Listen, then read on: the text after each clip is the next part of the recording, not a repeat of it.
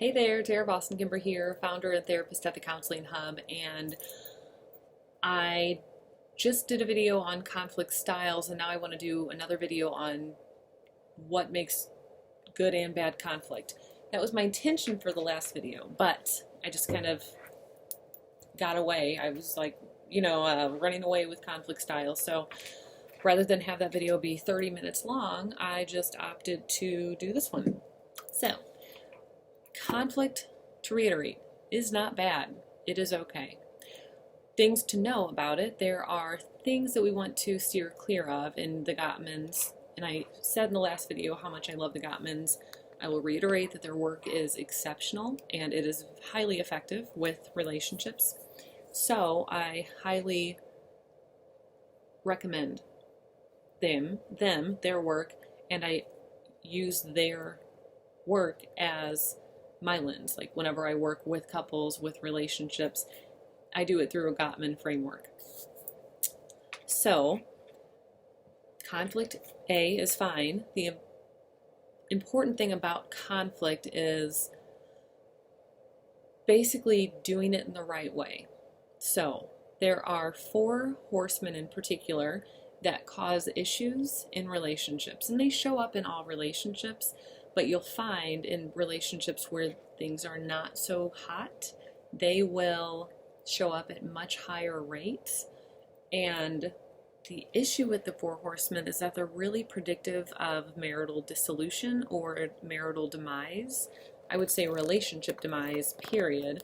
So if these things are active in your life a lot, then we need to do something differently because they are not good for your relationship. And there's a magic ratio of like positive to negative interactions. So we basically want 5 positive interactions for every 1 negative, and a horseman is a negative interaction. So let me talk about them real quick. First, we have criticism. So it's one thing to lodge a complaint about your partner or about something that's going on in your relationship. Complaining is fine. Criticism, on the other hand, is not fine because it usually is an attack at the person or a way of indicating that they suck in so many words, that that they're selfish, or they never think about you, or they, you didn't let the dog out like you said you would. I can't believe it. I can't rely on you for anything. That's like a criticism. A complaint might sound like, I'm really frustrated because you told me you would let the dog out and you didn't. I'm frustrated about it. That's a complaint. So you said you would do this, you didn't. This is the result. I'm frustrated. It's not, and that might be the case. So there's nothing wrong with being frustrated about something, and maybe you feel let down by it, and maybe you're just really irritated by it. That's okay. There's nothing wrong with feeling that way. So nobody said, well, maybe a lot of people say, but it's not true. The relationship is always fun and golden, or silver if you prefer silver, or whatever, or diamonds, I don't know, whatever mineral or metal or whatnot that you prefer. But it isn't okay. It is okay to feel those sorts of ways. It's not okay to frame it in such a way that your partner sucks, pretty much. And by not okay, I mean if you want your relationship to work out, then you don't want to do that thing. So criticism is the first horseman. Defensiveness is the second. So this can be a result of criticism. It can also be people are just prone to feeling defensive and feeling attacked, so they tend to fight back immediately. This can look like tit for tat. It can look like the blame game. You never let the dog out. Well, you never change the cat litter.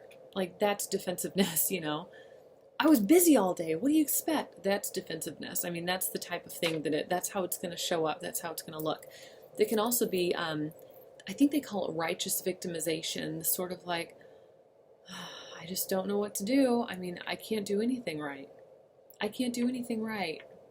There's this like, woe is me sort of victimized kind of persona or air, something like that. That's a form of defensiveness. It's a way of saying like, it's just a form of defensiveness. I mean, yeah, so defensiveness is number 2. The third one is withdrawal. So this is way more common in males in heterosexual relationships, but females do it too. And it looks like somebody leaving the room, somebody just shutting down.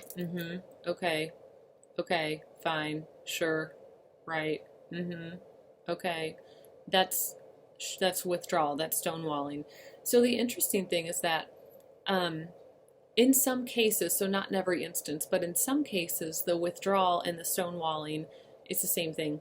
It's tied to physiology, that people will get so physiologically aroused that they actually shut down, like they can't take anymore. And males tend to have faster peaks of, like, their heart rates go up at faster levels, and they raise usually higher. So the point that they reach that, like, that they're on the verge of, fight, flight, freeze, and they shut it down, or your body shuts down, which is fascinating. And I know that I've covered this in other videos, so I apologize if it's a rehashed stuff for you, but it's fascinating and important nonetheless. And then the last thing, so the other thing about that is that that's not every time somebody goes into that shutdown mode, that's not always the reason why. So some people might just immediately shut down because they don't want to engage. It could also be a style, like a conflict style, like I talked about in another video, which some people tend to be avoidant.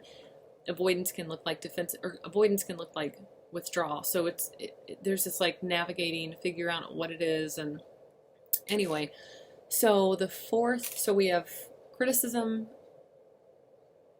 defensiveness. I was like, what's that second one? You tell me. Stonewalling or withdrawal. Man, a bunch of aphasias up in my mind.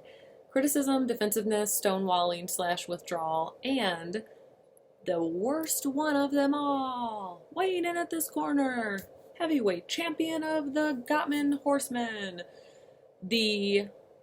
It's contempt. That's the fourth one. That's the fourth horseman. This is the most toxic. This is the most corrosive to relationships. If I see this with people, with couples, which I do with relationships, again, these things show up. They show up in happy couples too. This is the one that I like to see the least. So I don't really like to see them. They're not fun to experience, But this one in particular, I really try to step in and, like, shoot, no, hang on a second. This is contempt. Like, let's label this for what it is. It's a sign of moral superiority. It's a sign that I think I'm better than you, or I am better than you. I'm morally superior, or I'm a little more ethically, or I have better values, or it's a sign of being better than the other person. It shows up as sarcasm. So if sarcasm is received in a funny way, if you and your partner are sarcastic to each other and it's witty and it feels fun, that's not contempt. But if you're sarcastic and you mean it like it's a jab, that's contempt, especially if it's received that way. So it's important about the receiver is important in all of this, the receiver of the message. If it's received as contempt, it is contempt because it feels that way, and that's the corrosive piece of it. So sarcasm, mocking. So you never come with me to the store. You never come with me to the store. That's contempt. That mocking is hardcore contempt. Name calling is contempt. That is just, it's not funny, but that's something that I see with people, and I just stop. No, don't do that. No name calling. And it's kind of funny at the same time. Whatever, that's a whole different story. So sarcasm, mocking, contempt, like hostile humor. So jab, jab, jab, jab. Ha, I'm just joking. If it doesn't feel like a joke, then it's not. That's not funny for all parties involved, and thus it's contempt. It can look like this. Looks like this. This one, like, one-sided sneer. It can also look like disgust, like, ugh. Like, ugh. It can look like that. It's like sighing and rolling your eyes. You're going to see that with teenagers. I mean, ugh. You're going to see that kind of stuff with teenagers too, and that's contempt. Like, I know better than you, mom or dad. I mean, whatever. That's a different video. Probably not one that I'm going to do because I don't really work with adolescents. So, Yeah, so the eye rolling, sighing, name calling, mocking, sarcasm, hostile humor, etc., those are all signs of contempt. And again, contempt is the most corrosive of the four horsemen, in any sort of relationship. Especially so if contempt is coming from the male. Again, this is hetero relationship. So if you are in a same gender relationship, I apologize.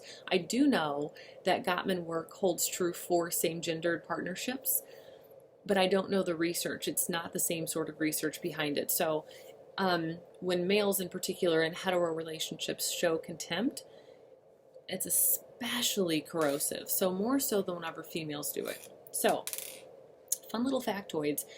On the plus side, there are ways to combat each of these things, and I'm not going to get into them right now because I'm at almost 11. I'm at 11 minutes basically, so I've been rambling on for a little bit too long. But I'll do another video where I cover like antidotes for each of the horsemen because they're important. So again, comments, questions, feedback, leave below. I want to hear what you want to hear about, and I'll speak to that in particular. So leave it in a comment, shoot me a direct email, Tara, T-A-R-A, at thecounselinghub.com. You can also subscribe just to keep up to date on videos, so that's right below. And I think that's it. Have a great day. I'll see you next time. Bye.